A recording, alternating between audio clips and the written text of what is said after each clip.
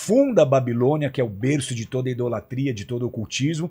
Ele ressuscita cultos satânicos, cultos luciferianos, e ele passa a ser adorado como sol e Semíramis ser adorado como lua. Então esse é o aspecto masculino e o aspecto feminino de Lúcifer, de Satanás. Então essa adoração é babilônica. Você vê essa adoração se expandindo, ela se tornou uma adoração inclusive dos persas, o zoroastrismo adotou essa adoração ao sol, então você pega os reis persas, Ciro, Dário, o próprio Artaxerxes. Tem umas imagens aí do Xerxes, eles eram adoradores eles eram adoradores do sol. E essa adoração, inclusive, afetou Israel. Por um período de tempo, você tem alguns momentos da Bíblia, os sacerdotes no templo adorando o sol. Os sacerdotes, Ezequiel tem uma visão dos sacerdotes adorando o sol. Eles chegaram a colocar postes ídolos dentro do templo, num período de corrupção do sacerdócio, dos levitas. Então, essa adoração ela se expandiu por todo o mundo, ela chegou inclusive a corromper o monoteísmo de Israel. Eles passam a adorar ao sol também. E aí o que a gente vê? Essa adoração previa que no solstício de inverno no hemisfério norte e no solstício de verão no hemisfério sul se celebraria o nascimento do sol. Então entre os celtas você tinha essa cultura que no dia 21 de dezembro, que era o dia mais escuro do ano, que a luz solar durava menos, a noite mais longa. A noite mais longa, o sol tá morrendo. E eles celebravam então esse novo nascimento do sol, era o solstício de inverno. Porque a partir do dia seguinte ele começa a ficar mais curto até que chega no auge no verão. Os dias duram um pouco mais a cada dia, são mais iluminados, então começa a se celebrar aí. A palavra solstício significa isso, é o dia a noite mais longa do ano. Tá. Aí o que a gente vê? Com esse sincretismo religioso, o dia 25 era o dia do Natale do Sol Invicto, do nascimento do Sol Invicto, e daí vem a palavra Natal. Era o dia do nascimento do Sol Invicto. Com essa fusão religiosa de mitraísmo e cristianismo, onde vários elementos do mitraísmo foram enxertados no cristianismo, você tem inclusive essa mudança de data de celebração de Natal. Então, o dia 25 de dezembro, ele passou a ser celebrado como o dia de nascimento de Jesus só em 350 depois de Cristo, pelo próprio imperador Constantino. Vou só fazer um parênteses aqui. Óbvio, você manda aqui, Lamartine. O interessante é que nunca houve nas escrituras a tradição de celebrar o nascimento. Você não vê celebração do nascimento de Abraão e nem de Jesus, porque isso não era a cultura deles. Entendeu? Mas dentro dessa nova mentalidade pagã, né, porque o Constantino, ele na verdade ele teria se convertido, entre aspas, porque ele estava perdendo a guerra para um general chamado Maxêncio. E para ele vencer a guerra, ele se junta aos cristãos. Ele teria tido uma visão, né? E ali ele teria se convertido, até hoje isso é controverso, muitos dizem que ele nunca se converteu, mas os cristãos que estavam cansados de uma perseguição se juntaram a ele, ele venceu a guerra e aí ele institucionalizou, no caso, a religião cristã, chamando de católica, que católica no latim significa universal. Ele universalizou. Agora, você vê claramente os elementos pagãos, sobretudo dos astros, até nos nomes. O que é, por exemplo, no inglês? Sunday, domingo, é o dia do sol. Monday, segunda, dia da lua. Isso você vê Marte, Lunedi, né? Martedi, em todas as línguas, você vê claramente o nome desses astros que eram adorados nas religiões pagãs.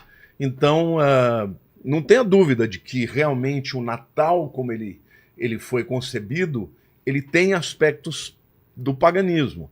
Mas depois a gente vai chegar lá na aplicação disso nos nossos dias. Porque a gente segue aí, eu só quis fazer essa observação para mostrar como nós realmente temos exatamente o mesmo pensamento. Nós estamos em lados antagônicos.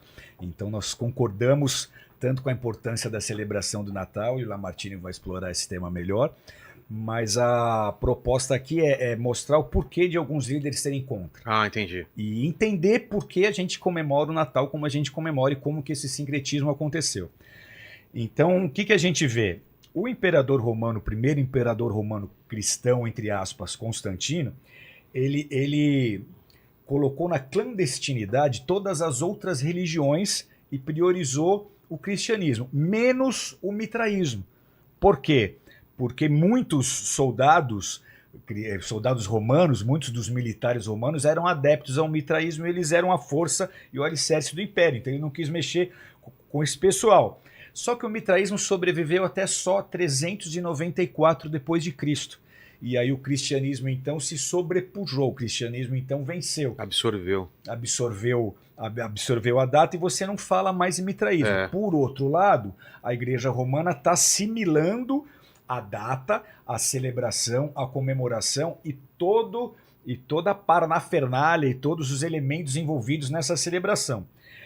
Aí, a partir de 394, o cristianismo passa a construir templos em cima dos lugares onde nós tínhamos as cavernas de cultos ao mitraísmo. Nesses cultos eles matavam boi, derramavam sangue, faziam uma série de cerimônias, sempre envolvendo sangue, porque sangue é moeda no mundo espiritual e as entidades estão sempre exigindo sangue. E a partir daí o cristianismo construiu boa parte dos seus templos em cima dessas cavernas. Se você pega, por exemplo, a Catedral de São Paulo, em Londres, ela foi construída sobre um local de culto à Mitra, culto ao Sol. Se você pega algumas catedrais em Paris, o mesmo, tudo em cima de templos de adoração ao Sol que estavam em ruínas. Como o Lamartine bem colocou, a gente tem a história do domingo. O dia do Senhor, na Bíblia Sagrada, nunca foi domingo. Nós adotamos isso como herança, como tradição, mas o dia santificado de Deus nas Escrituras, que é o 4º mandamento entre os 10, é o sábado. Então, quando que o sábado deixou de ser o dia do Senhor? Quando que o sábado deixou de ser o dia santificado por Deus? Que é o sábado dos judeus. Que é o sábado dos judeus. Mas isso é mandamento, então o dia do Senhor é o sábado. Só que aí você vê que o dia preparado pelo paganismo para ser o dia do Senhor é o culto ao sol, é o Sunday. É o domingo.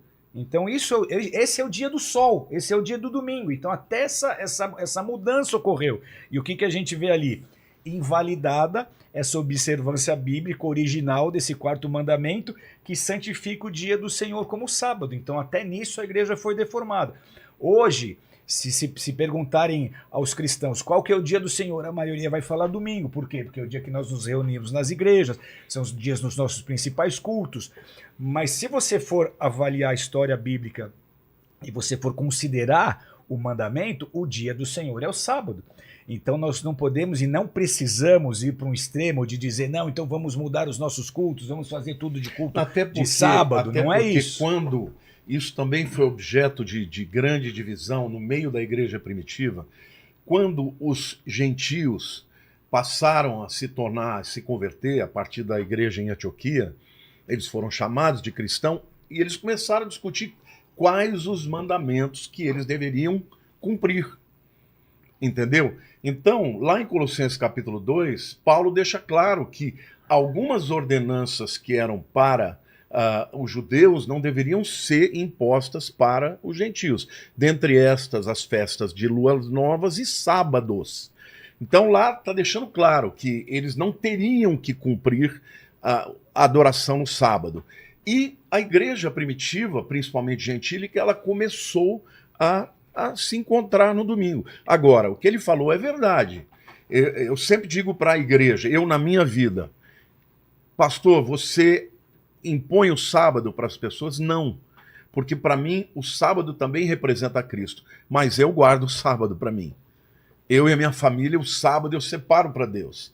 Nós temos na igreja tanto celebração de sábado quanto de domingo. É que ficou tão vinculado a domingo, dias Mas do aí culto, que tá, né? o que ele está falando é verdade, porque o sábado um dia vai retornar. No milênio, por exemplo, vai voltar o sábado. Então, em nenhum momento Deus tinha como, vamos dizer assim, visão que a igreja mudasse o sábado para o domingo. Mas ele não impôs sobre ela essa questão. O apóstolo Paulo deixa claro isso em Colossenses 2. Mas qual é o dia do Senhor? É o sábado. Porque uma das perguntas que me fazem, mas espera lá, os 10 mandamentos são válidos para hoje? São. Mas e o sábado? Aí você tem que fazer um malabarismo teológico para você não dizer isso. Então não é uma imposição, porque para Deus o conceito de você pode consagrar a Deus todos os dias, mas o sábado é o dia que Deus escolheu. Isso não dá para não dizer isso, entendeu? Na verdade, Jesus abordou a questão do sábado de maneira a flexibilizar bastante a nossa compreensão. Porque o sábado é muito mais um conceito. Isso. De você ser, é o de descanso. Você ter tempo de descanso com Deus. Por que Deus descansou no 7º dia? Então não é que você tenha que fazer o culto de sábado. Você pode fazer de segunda, de terça, de quarta, não é tem, isso? né? Por que Deus descansou no 7º dia? Ele não precisa descansar. A Bíblia fala que ele não dorme. Então o sábado não foi dado por benefício de Deus. O sábado foi estabelecido por benefício do homem. Então o homem precisa entender a sua necessidade de descanso, mas não é só o descanso pelo descanso. É o descanso para estar com Deus. Então o conceito sabático precisa estar impregnado no coração de cada cristão. Eu preciso ter um estilo de vida que, independente do dia que for, eu tenho que ter tempos de qualidade com Deus, de descanso, para estar meditando na palavra dele, buscando a presença dele, ou adorando em espírito e em verdade. E então o conceito é esse: o sábado é um tempo para estar com Deus. Porém, como o Lamartine colocou, talvez esse sábado um dia venha a ser restaurado no milênio, vai voltar a ser sábado, o dia do Senhor. Se você perguntar para o Rodrigo Silva aqui qual que é o dia do Senhor, ele vai te falar é o sábado, porque muitos cristãos ainda guardam o sábado. Então nós não vamos criticar um ao outro, vamos respeitar as posições doutrinárias, mas se você for avaliar a base da Bíblia e do mandamento, a gente tem essa história. O dia do Senhor era o sábado, e o mitraísmo e toda essa miscigenação de doutrinas acabou tornando o domingo o dia que a gente celebra. Então a gente não vai mudar os dias de culto, mas a gente tem que ter esse entendimento. Qual que é o dia do Senhor? É o domingo? Não, não é o domingo. O dia do Senhor isso é o que sábado. Ele está falando, eu acho que é muito legal. Desculpa estar te interrompendo, a tua explicação está maravilhosa. A gente está junto aqui. Mas é importante a gente falar o seguinte: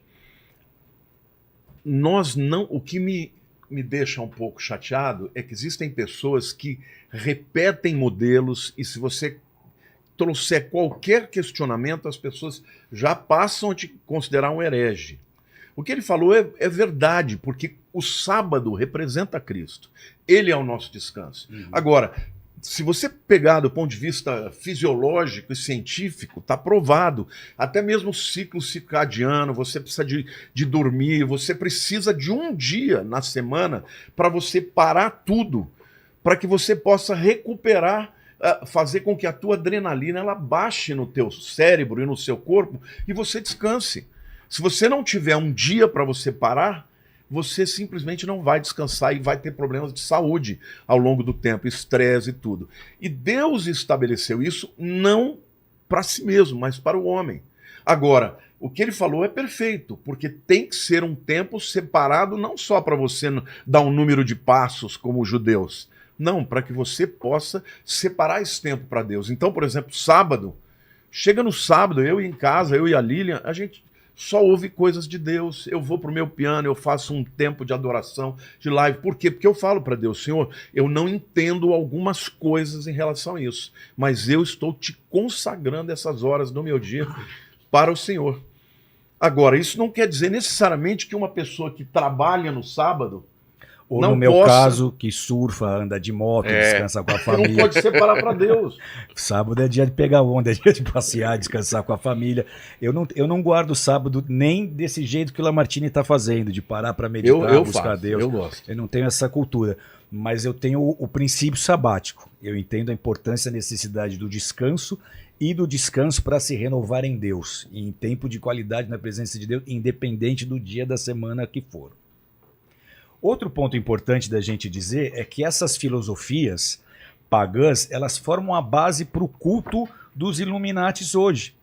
E ela indica a importância desse sol como símbolo dessa divindade satânica. Então, por que até hoje, nas sociedades secretas, você tem adoração ao sol e adoração à lua? Se você entrar numa loja maçônica, o que você vai ver em todas as paredes de fundo de uma loja maçônica? O olho que tudo vê, o sol e a lua. Então por que isso ainda está presente nas sociedades secretas? É a falsa religião que nasceu com Semíramis e Tamuz e Nimrod e que vai até o final dos tempos. Você vai para o livro de Apocalipse, você vê que a Babilônia está lá também. Porque os seres humanos morrem, mas principados e potestades não. Então os mesmos principados e potestades que estavam lá, eles continuam agindo hoje. Mas por que essas potestades, por que eles através de Por que não a imagem deles e sim lua e sol e outras coisas? Porque seria muito mais fácil para você convencer alguém a adorar uma entidade com uma imagem bonita, bela, usando coisas que remetem ao Criador, à natureza, do que você botar um demônio com chifre e um tridente e falar, me adore. Entendi. Não, e depois muito mais seguinte, fácil eu chegar para você como um anjo de luz do que eu chegar como um ser todo deformado. O sol ele é fundamental para a vida. Não é? A lua também. Uhum. Ela controla marés. O sol ele traz o poder do calor, da fotossíntese. Os povos vão observando e ao longo do tempo eles percebem o valor disso. Então eles atribuem a eles a divindade e passam a acreditar que são eles os senhores da vida. E isso é uma coisa que sempre Israel lutou, né? Sempre lutou com esse sincretismo das nações em volta que entravam na cultura judaica, e muitas vezes eles eram levados para os exílios, né, por conta dessa idolatria. Agora, o que o Rina falou é fundamental, porque de fato existe um principado. Isso é uma questão espiritual poderosíssima.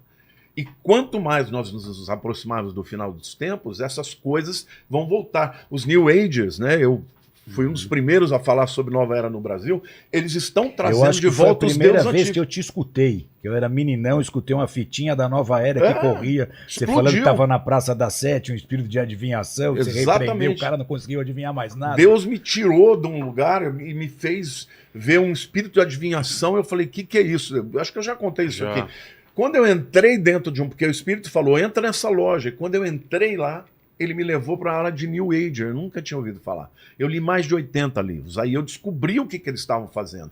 E o que eles estão fazendo é trazendo de volta essas divindades antigas, criando um sincretismo de uma forma que eles possam ganhar poder e autoridade no mundo espiritual quando se aproxima o mundo do fim. Porque quanto mais nós nos aproximarmos do fim, você vai ter uma explosão de avivamento, que é o que está acontecendo hoje, e de outro lado, você vai ter uma explosão dos espíritos de engano. Então, até a questão do Natal, Rina, hoje eles estão cada vez mais tirando Jesus e botando Papai Noel. Você não vê mais presépio. É difícil. Você não vê mais referências a Jesus. Então isso é uma tendência. O espírito do anticristo já está agindo sobre a terra, e quanto mais ele puder fazer as pessoas se esquecerem de Jesus, ele vai trabalhar bastante para isso. Porém, voltando à questão do Natal, o Natal é um dos grandes exemplos do que acontece com esse sincretismo religioso. Ele moldou a igreja durante a sua história. Então, basicamente, a comemoração do Natal ela é um purê de batatas com as festas pagãs que antecederam o cristianismo. Como é que começa isso? Lá em 217 a.C., o exército romano havia sofrido uma baixa muito grande numa batalha, e os romanos resolvem então fazer uma festa para levar a moral do exército, a moral do povo, e essa festa começou a se chamar Saturnália. Falei disso aqui. Era uma festa em que eles invocavam Saturno. E aí, 17 de dezembro de 2017 a.C., Roma passa a introduzir, então, esse festival destinado a alegrar o povo. Lembra? Tribunais fechavam, escolas fechavam, todo mundo saía para comemorar, campanhas militares, inclusive, eram interrompidas. E era esse tempo de boa vontade, de alegria, e aí começa a história de fazer visita um na casa do outro, começa a história dos banquetes, começa a história da troca de presentes. Onde é que nasceu isso? Na Saturnália. E aí essa festa começava dia 17, com o tempo ela foi se prolongando, terminando no dia 25 de dezembro. E aí a Saturnália se tornou a festa mais popular do Império Romano. Só que nessas festas que duravam 5 dias, o que acontecia? A ordem romana era subvertida, os escravizados tinham liberdade para celebrar, para festejar, os romanos trocavam os presentes, mas pior do que isso, essa festa envolvia orgias sexuais, essa festa ela envolvia outras práticas pecaminosas, inclusive a glutonaria. E aí no século IV depois de Jesus, o cristianismo europeu ele passa a adotar a festa de Saturnália como uma festa cristã com o objetivo de converter pagãos. Então os pagãos queriam continuar comemorando a Saturnália. Vamos contextualizar. Você quer continuar comemorando o carnaval. Então eu venho e digo, não, carnaval é uma festa nossa, a gente também celebra. Você pode aceitar Jesus e continuar celebrando o carnaval, fazendo as liturgias, do jeito que você quiser. Então isso aconteceu, o cristianismo já não era aquele inicial puro, cheio do poder de Deus, da unção de Deus, que transformava as pessoas de dentro para fora. Então era mais um cristianismo político, e aí você vê essa necessidade de adesão por adesão, não adesão por pessoas que realmente quisessem ser discípulas de Jesus. Não era aquele evangelho da igreja primitiva. E aí líderes cristãos conseguiam converter os pagãos ao cristianismo, porque eles iam continuar celebrando a Saturnália, eles iam continuar celebrando a carne, só que aí nisso eles começam a dizer que 25 de dezembro é o dia de Yeshua e tá tudo certo, é a mesma coisa. E por aí a gente percebe o quê? Que na igreja antiga, muitos dos nossos teólogos que fundamentaram todo o nosso pensamento cristão nos últimos séculos, eles foram contrários a Natal. Por isso que alguns pastores se agarram nisso. Por causa dessa origem pagã conhecida, os puritanos proibiram o Natal, a observância do Natal ela foi proibida, se tornou ilegal em Massachusetts entre 1659 e 1681. Então por aí você percebe que alguns dos nossos líderes, dos pais da igreja, já falavam sobre isso. Por quê? Porque eles entendiam esse sincretismo. Então nas festas celtas, a celebração do Natal é o Yule.